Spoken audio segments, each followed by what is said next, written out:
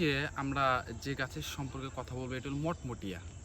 এই মটমটিয়া গাছের যে গুরুত্ব যা বলে শেষ করা যাবে না। এই মটমটিয়া গাছের পাতা দিয়ে চাকা হয়।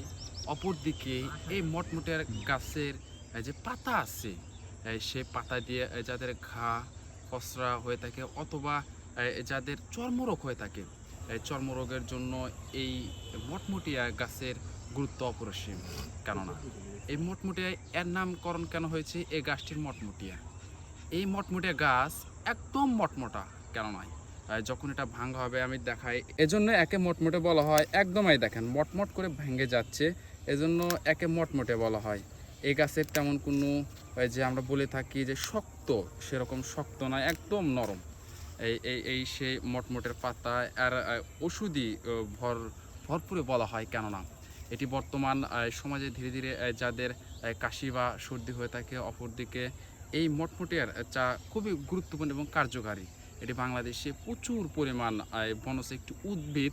এটি জোর জঙ্গলে অথবা এটি একটি আগাছা আমরা বলে থাকি, কিন্তু এটি একটি আগাছা নয়, এটি একটি কার্যকারী একটি উদ্ভিদ আমরা বলে থাকি। এটি মানুষের খুবই গুরুত্বপূর্ণ ও ভেষজ ঔষধি একটি গাছ।